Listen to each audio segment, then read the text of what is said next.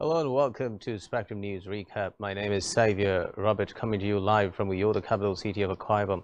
Let's take a look at the headlines. President Buhari congratulates Christians in Easter celebration, urges Nigerians to believe strongly in the country for better seasons ahead. Senate rescinds decision on financier of $22.79 billion federal government loan for railway. Plus, UN demands Taliban revoke ban on women's staff. Details of these stories and more in a moment.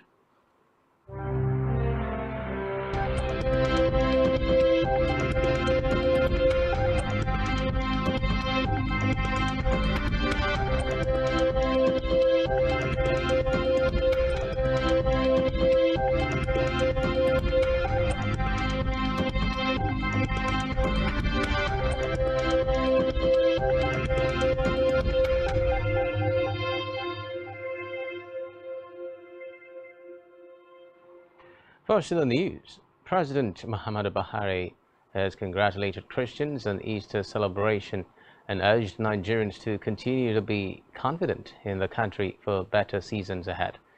Describing Easter as a season commemorating the triumph of light over darkness, the president urged Nigerians to celebrate the season with love, compassion, kindness, resilience, and forgiveness.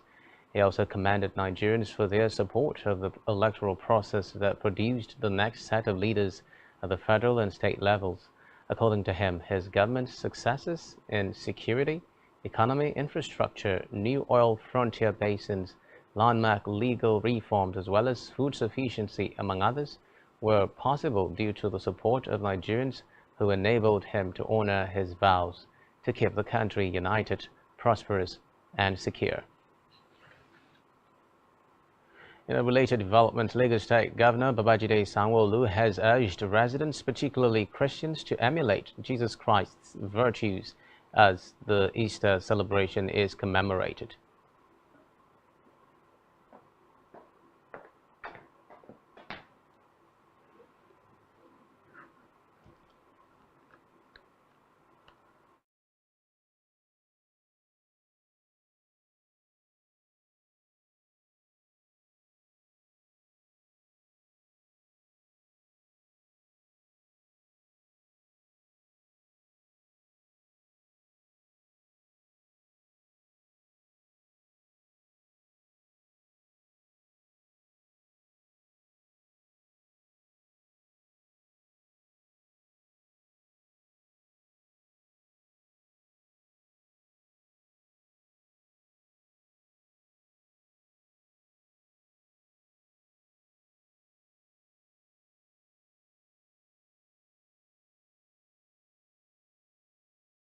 Sanwo-Olu, in his Easter message issued yesterday by his Chief Press Secretary Boyega Kosile, rejoiced with Nigerians, particularly Christian faithful and residents of the state, as they celebrate, and urged all to continue to live in peace, love, and harmony with believers in other faiths, and noting that good neighborliness, selflessness, patience, and love were among the several lessons taught and exemplified by Jesus Christ.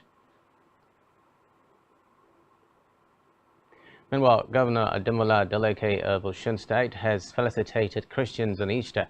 He also charged them to use the occasion to reflect on the very essence of the divine sacrifice of Jesus Christ. Adeleke, who in a message signed by his spokesperson Olawale Rashid, noted that Easter impressed on humanity the unquantifiable power of love, tasked the Christian faithful to let the valuable lessons of Jesus' sacrifice reflect on them all the time. The Osun governor charged Christians to hold to the message of love and compassion, which are the basis of the Easter celebration.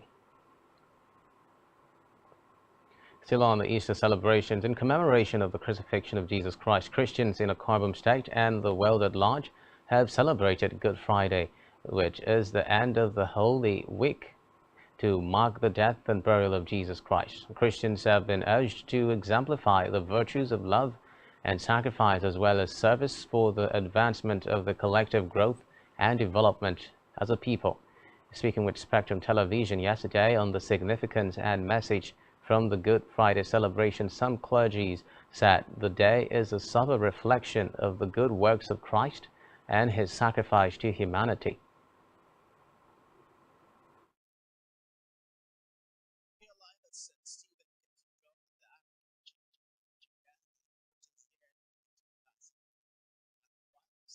Where Christian faithful of this denomination have gathered in the church just behind me to celebrate what is known in the Christendom as the Good Friday. Good Friday is the day that Jesus died, and we are celebrating this day because Jesus has given us example of sacrifice.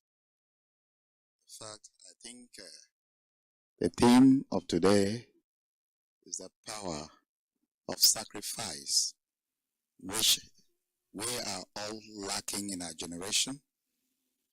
The society is lacking, the church is lacking, families are lacking, and we could see the adverse effects of a lack of sacrifice in our lives.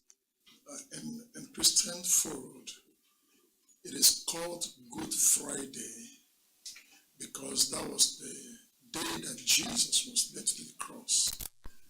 And it was a day that Jesus was killed at the cross of Calvary. And the essence of his death made it to be called Good Friday. Good Friday is so significant in the life of the Christians because they celebrate the death of our Lord Jesus Christ, who died on the cross to set us free, to redeem us, to deliver us, and to remove whatever things that have been hung against us. My prayers for Akwa Ibom State as a whole. Akwa Ibom State is our land. And as Akwa Ibom State, it's for Jesus Christ. Thank God, Akwa Ibom State is called Akwa Abasibom. In other words, this land belongs to God. My prayers for this land, from the governor to every one of us, the ministers and Christians, is we should look up to Christ for peace, for good governance. We should look up to Christ and also remember the people that government is governing now. I wish everyone in Nigeria, I wish the world the blessing of Almighty and the blood of Jesus that speak better things than the blood of Abel upon their life, upon the state, upon the country. Mercy, that we will not focus, we will not just pass, but we should allow the Spirit of God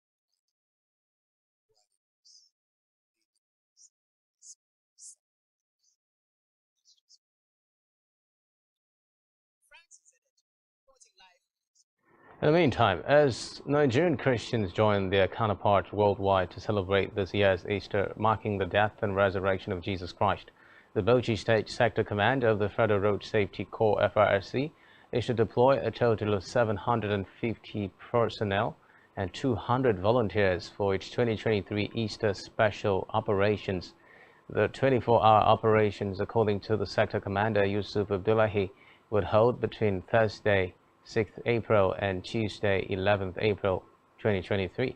Abdullahi informed that 20 operational vehicles, 10 ambulances, 15 recovery vans, 3 heavy-duty recovery vehicles, 12 light recovery vehicles, 2 extricating machines, 2 breathalyzers, alkalizers machines, as well as 3 roadside clinics had been deployed and activated for the operations. He further informed that part of the activities of the special operations is aggressive public enlightenment in churches and mosques, especially during the Ramadan Tafsir programs.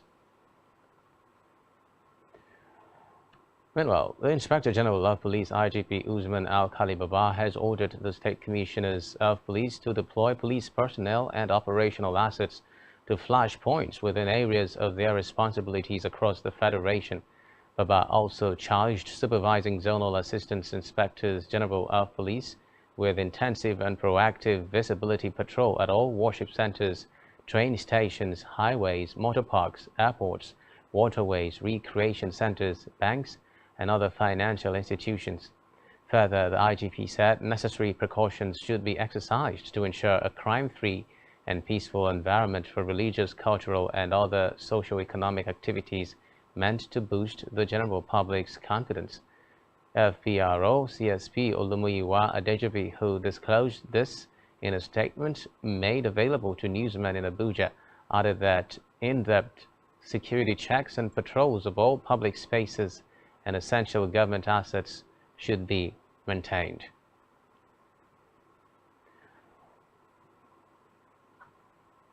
In a separate development, the federal government has agreed to honor Olubadan of Ibadan land, Oba Lekan Balogun, with ecological intervention in the Oyo State capital to mark his first-year anniversary on the throne.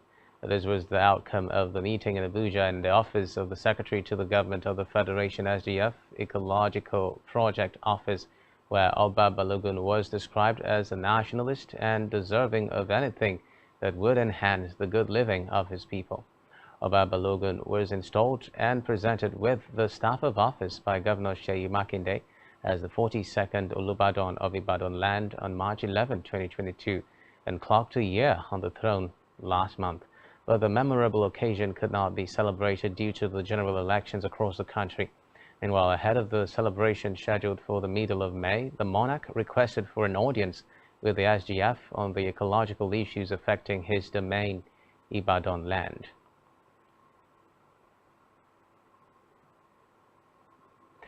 The federal government, through the Ministry of Communications and Digital Economy, has commenced the implementation of the second and third phases of the 41.6 billion naira Nigerian Communications Commission's NCC broadband connectivity intervention in critical sectors across the country. The Minister of Communications and Digital Economy, Issa Pantami, stated this while presenting a letter of award to the beneficiaries in Abuja. The minister noted that the first phase had been implemented 80% after the Federal Executive Council approved the intervention on 29 March 2023. According to him, the funds for the interventions were internally generated revenue from the NCC, adding that the second and third phases of the broadband connectivity would provide services to 49 higher institutions of learning, 20 airports, and 6 markets.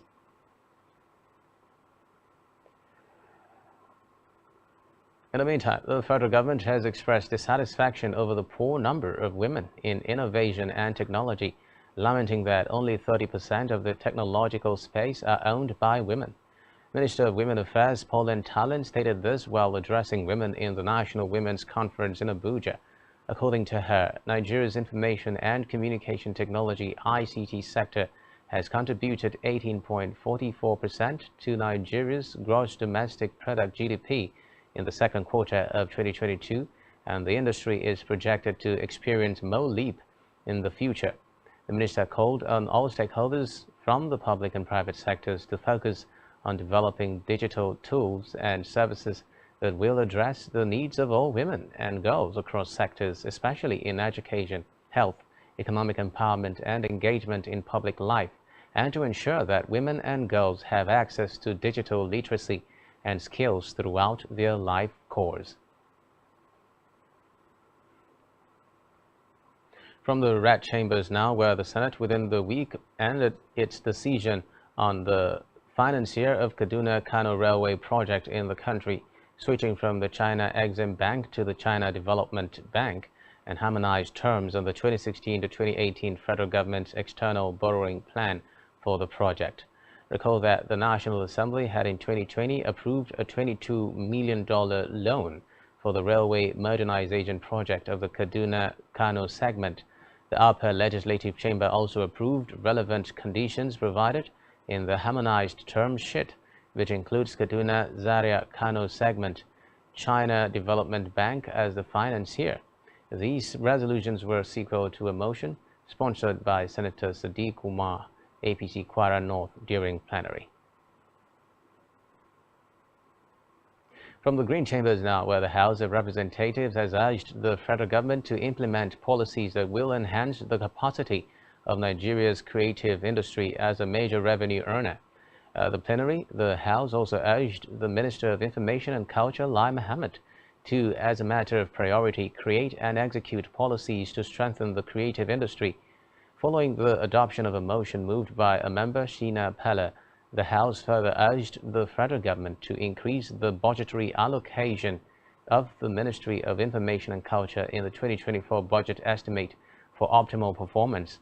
Pella noted that as the country seeks to diversify its economy from dependence on oil revenues, the creative industry, based on its current economic value, provides a veritable incremental source of employment revenue and growth.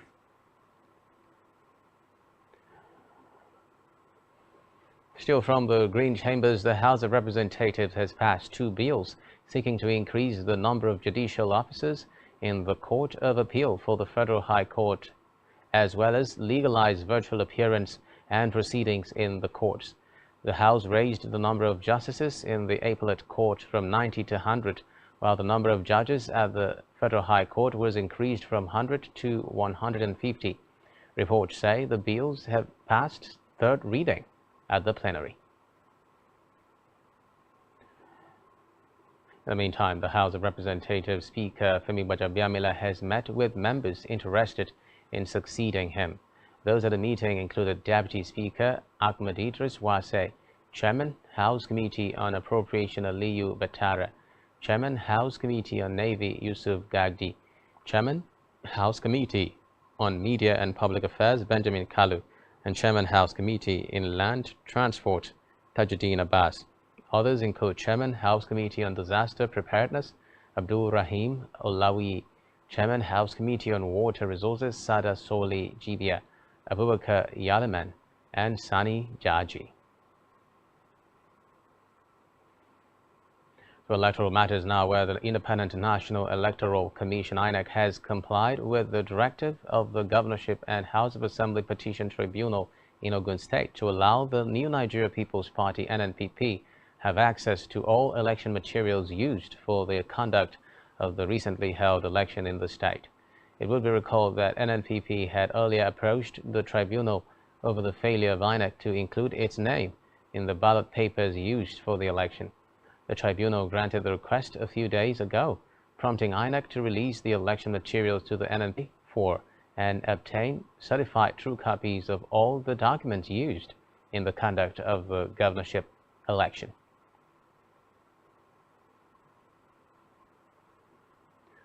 Now, in education, the Academic Staff Union of Universities (ASU) has called for the redistribution of the 320.3 billion naira intervention fund approved by the federal government for tertiary institutions in the country. According to reports, President Buhari had approved the sum of over 320 billion naira as the 2023 intervention funds for public tertiary education institutions in the country. The Executive Secretary of TET Fund, Sonia Channel, disclosed this in Abuja during the fund's annual strategic planning workshop with all heads of beneficiary institutions. Channel called for a redistribution as the bureaucracy.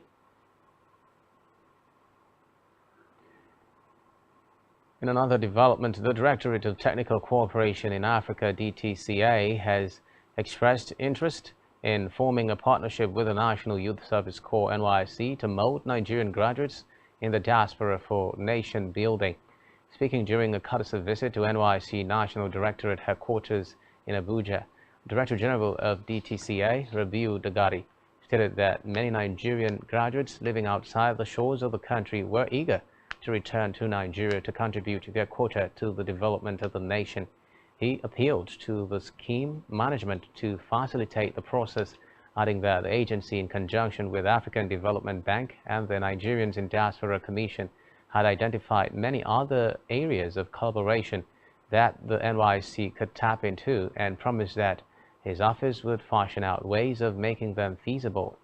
In his response, the Director General of the NYSC, Yushau Ahmed, assured the agency that the scheme will key into the DTCA's proposal after studying it in line with the NYC Act. Still to come in the news.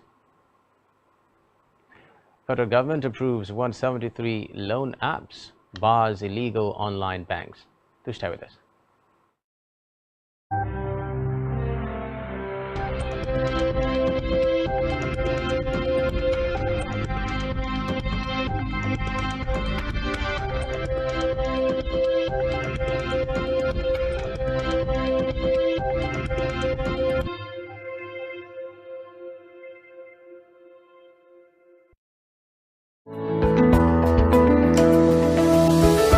Business exists only to meet the needs of the people, but there's an extra advantage if your product and services are pitched on a platform that gives you the added advantage over your competitors. For your desired return on investment and so much more, advertise on Spectrum Television, on StarTime's DTH Channel 421 and on free-to-air with a frequency of 12733. Spectrum Television, broadening your horizon.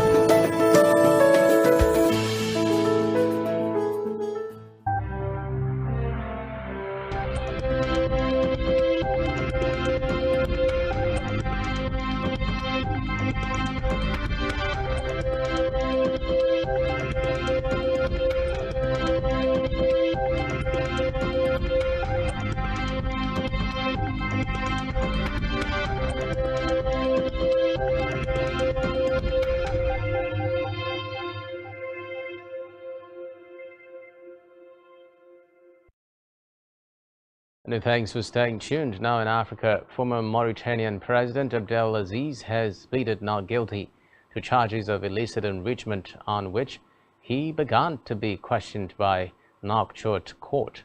The court resumed hearings after a 2-week recess and reading of charges against him. The reports say Aziz faces charges of abuse of office, influence peddling, illicit enrichment and money laundering, along with 2 former ministers and businessmen.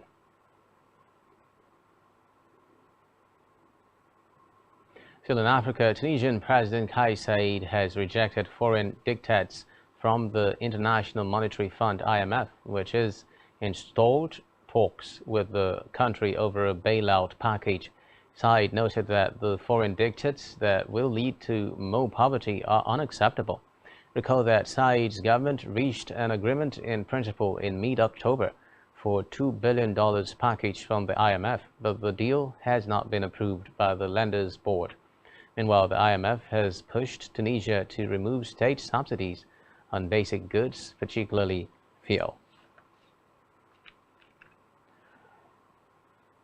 Elsewhere, a Ugandan government minister, Mary Goretti Kitutu, who has been remanded in custody in connection with a corruption scandal involving the theft of thousands of metal roofing sheets, has pleaded not guilty in court. Kitutu, the minister of the northeastern Karamoja region, was denied bail and will spend Easter weekend in jail. According to reports, the metal sheets were intended for vulnerable communities in Kitutu's region.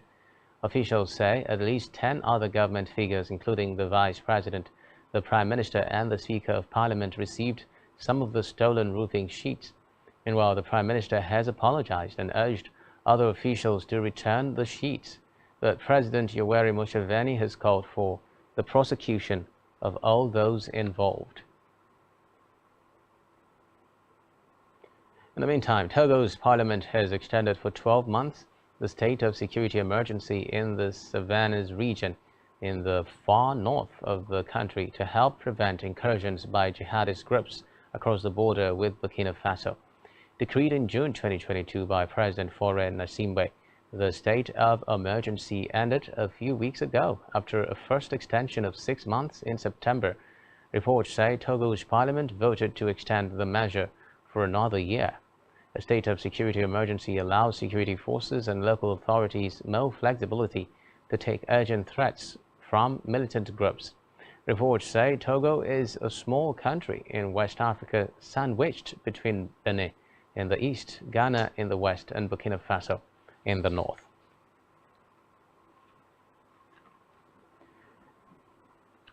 On the foreign scene now, where the French judiciary is launching a probe into the controversial expulsion of a Chechen dissident, Magomed Gadaev, back to Russia, where he was subsequently jailed. Gadaev, a prominent opponent of pro-Kremlin Chechen strongman Ramzan Kadyrov, was expelled from France in 2021 to the dismay of rights activists. Supporters described him as a dissident in danger in Russia, but the French Interior Ministry insisted he posed a threat due to alleged radical Islamist tendencies and needed to be deported. Meanwhile, a judge from the Crimes Against Humanity section of the Paris court has now opened an investigation into a complaint filed by the Human Rights League (LDH), as well as Gadaev's wife and children.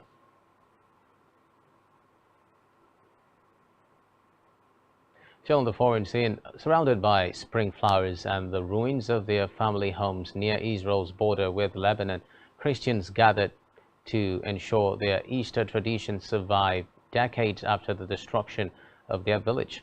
There had been doubts the pilgrimage would happen at all after militants in Lebanon and the Israeli military had traded fire across the nearby frontier hours earlier. But as people burned incense beside their relatives' tombs, Father Sohail Khoury recounted the importance his community attached to returning to the Palestinian village of Egret. Elsewhere, Israeli military has reportedly carried out airstrikes on targets belonging to the Palestinian militant group Hamas in southern dissident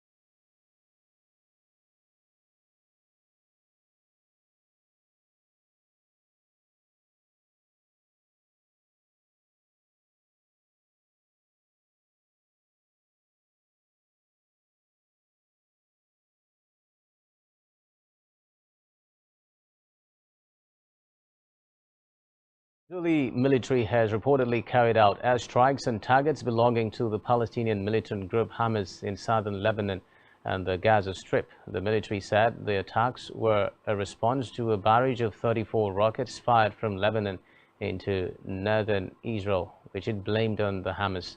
Reports say militants in Gaza had fired dozens more rockets after the strikes began.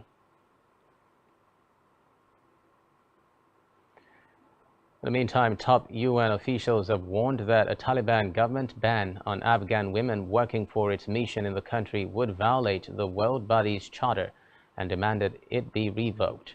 The United Nations also announced it had instructed all its Afghan staff, men and women, not to report to the office after the ban was confirmed. Under their austere interpretation of Islam, Taliban authorities have imposed a slew of restrictions on Afghan women since seizing power in 2021, including banning them from higher education and many government jobs. The increasing curbs are reminiscent of the Taliban's first government between 1996 and 2001, when the UN said they were responsible for repeated human rights violations, particularly against girls and women.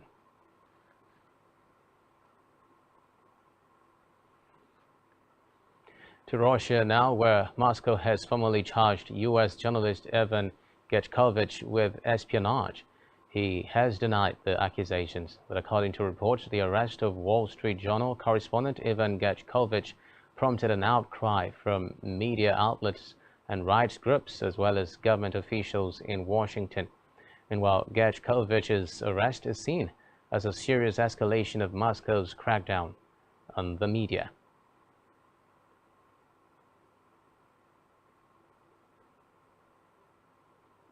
So on the foreign scene, the head of the Regional Military Administration, Alexa and Prokudin, says Russian shelling has left 7 people injured in the Kherson region of southern Ukraine. Prokudin on his Telegram said the strikes hit a series of communities along the Dnipro River near the city of Berislav. He noted that 6 people were wounded when a drone dropped explosives on the village of Zmivka, and another person was injured in the nearby settlement of Kozatsky. According to him, medical workers have provided emergency treatment and will transfer the injured civilians to a hospital in the larger city of Kherson.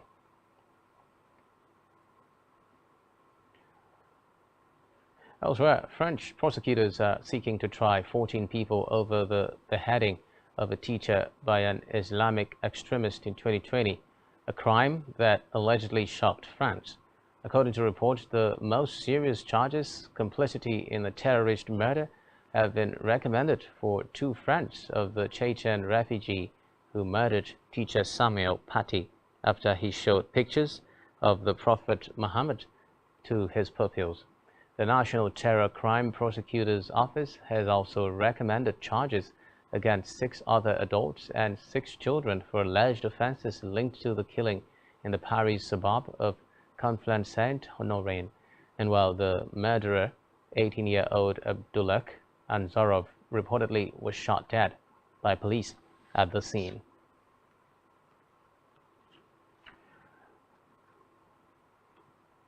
Elsewhere, deforestation in Brazil's Amazon rainforest in the first quarter of 2023 was one of the worst on record, according to official figures released. Those figures show the scale of the task facing leftist President Luiz Inácio Lula da Silva just 100 days into his return to power. Satellite images from the INPE National Space Investigations Institute showed 356 square kilometers of forest had been destroyed in March in the Brazilian Amazon.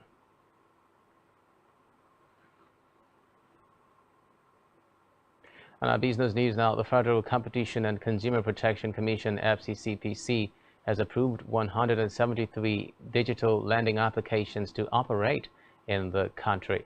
According to the Commission's regulatory guidelines for digital lending 2022, the aim is to regulate the digital lending space and make registration and approval a prerequisite for companies seeking to operate in the space, noting that of the 173 digital lending applications, 119 have full approvals and 54 have conditional approvals. Reports say after shifting its deadline multiple times, the Commission adopted March 27, 2023 as the close of registration and has now released a list of approved apps that can operate in the country, adding that companies without approvals will not be able to operate in this space.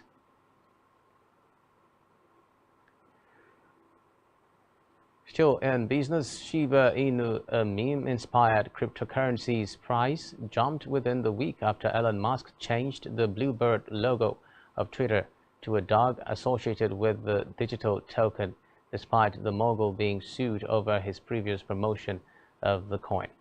His decision to change the logo to a Shiba Inu dog, whether permanent or another short-lived joke, caused the price of Dogecoin to surge by more than 20% from below $0.08 to more than $0.10.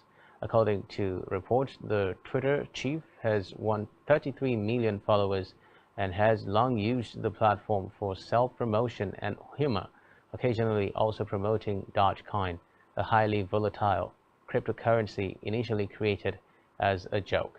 Meanwhile, he is being sued for $258 billion by an investor who claims he lost massive amounts of money because of Musk's activities, though the billionaire has dismissed those claims. Meanwhile, House of Representatives has urged the Nigerian Ports Authority to urgently carry out holistic dredging of petroleum products shipping channels in Nigerian coastlines due to the high cost of transporting energy products to parts of the country.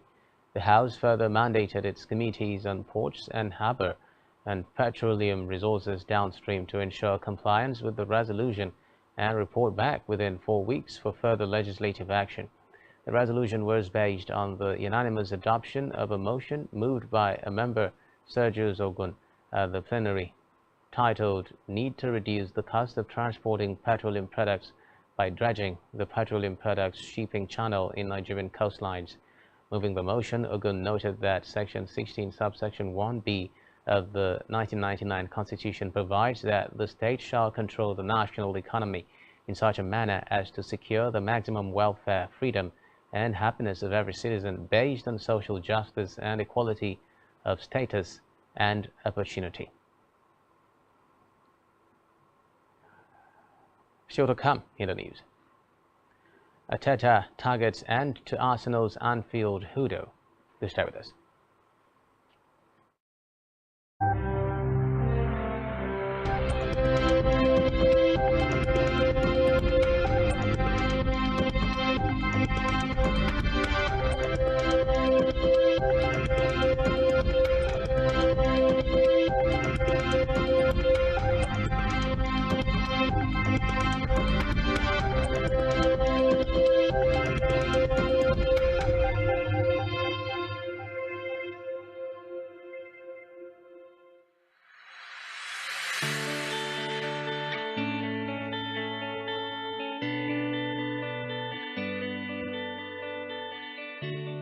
Every day, we bring you up-to-date information on topical issues affecting the common Nigerian. From issues on politics, hello Nigeria, I remain committed. Security,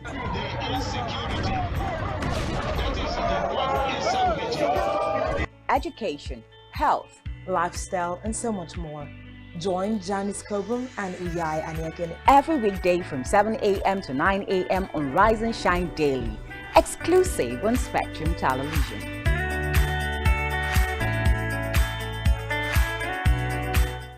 Every society is premised on the quality of relationships forged by its inhabitants. The health of these relationships determines how well people, relationships, organizations thrive and how long they stick together. Join Uyai Anyeken on Connect every Wednesday from 6 p.m. to 6:30 p.m. and on Sunday 2:30 to 3 p.m. on channel 421 on Star Times to catch all the conversations, interviews, real stories and how to navigate relationships and family life in the 21st century. Real people, real faces, real stories. Connect live on Spectrum Television. Nigerian police, which is the only one allowed by grossly abused. Our governors have to share police powers with the president as stipulated by the Constitution. We do not have a federal government police force. We have the Nigerian police force, which shall be administered, organized, and supervised by the Nigerian police force. No, my Lord, I want to say something. I want to say something here. Perhaps it might also enlarge the scope of people who should be invited here for examination. My Lord, if we cannot find those who literally murdered Abiola, who are those people who could be said to be the beneficiaries of the death of Abiola? Rogers has linked you with some of the killings he did. He never did. He linked you with the attempted murder of Hebrew. He did not. My Lord, the Matters Council is leading the evidence in our matters. Is this an adversary proceeding? It's not, my Lord, but we can't be talking about cases which are in court, my Lord. Is this an adversary proceeding? It's not, my Lord. These cases are in court, my Lord. I'm just reminding your Lordship. My Lord, sorry, my Lord, I think I'll be in cross-examination. Legally Speaking, a program that deals with legal issues and questions we face as citizens of this amazing country, Nigeria. Legally Speaking. Join us every Friday from 5 p.m. to 6 p.m. for Legally Speaking.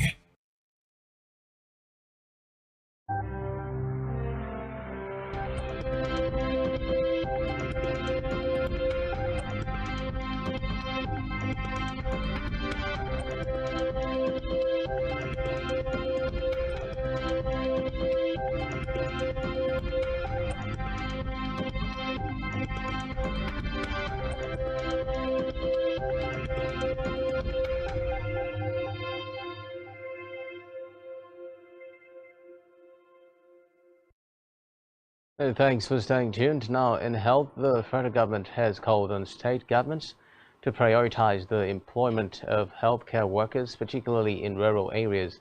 It noted that while the country faces the challenge of inadequate health workers due to brain drain, there is an imbalance in workforce distribution between the urban and rural areas. Speaking at a press briefing in Abuja in commemoration of the World Health Day and the World Health Organization's 75th anniversary, Nigeria's representative of World Health Organization, Dr. Walter Molombo, urged governments at the state and local levels to invest in the employment and remuneration of health workers in rural areas.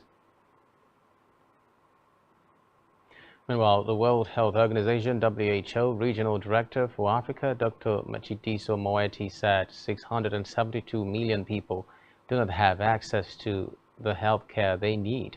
Moeti said the results from weak health systems is characterized by inadequate health care infrastructure, poorly designed policies to limit financial barriers to health services, shortage of qualified health workers, inadequate access to quality medicines, medical products, and innovative technologies. She said this in a message to commemorate the World Health Day 2023 and the WHO's 75th anniversary.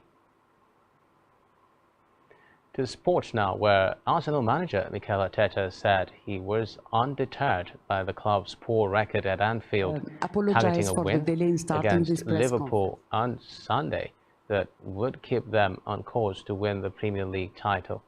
Arteta's men lead Manchester City by 8 points at the top of the table ahead of the weekend fixtures, with Pep Guardiola's team in action against bottom of the table today. Meanwhile, the Gunners have not won a league game at Anfield since Arteta played in a 2-0 win in 2012.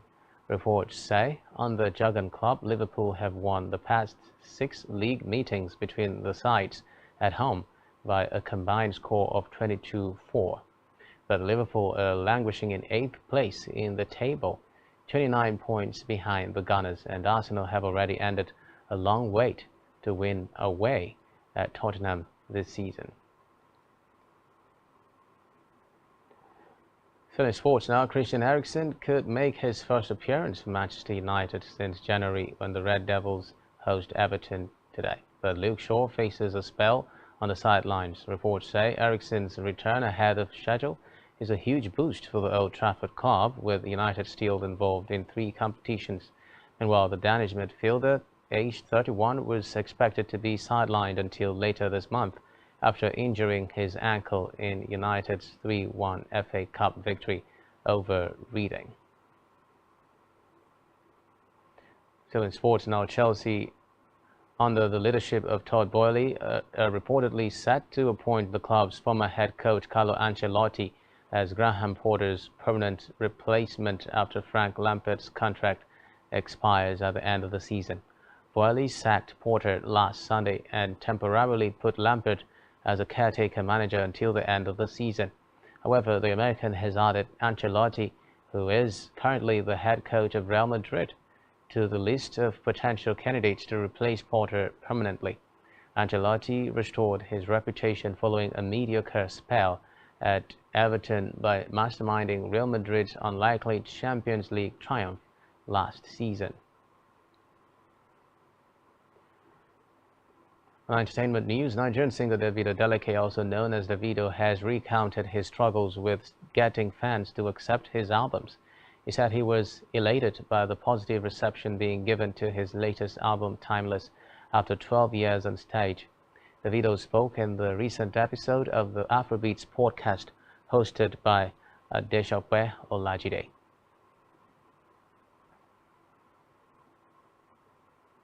And finally, on entertainment, Nigerian singer Teniola Pata, popularly called Tenny, has announced the completion of her new album.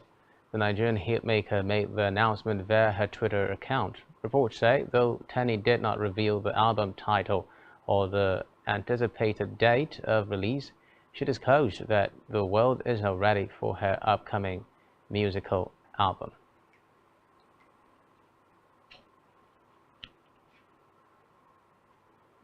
And that's all we have for you at this time. Do ensure to follow us on social media and subscribe to our YouTube channel, all of which you can find on our website, spectrumtv.ng.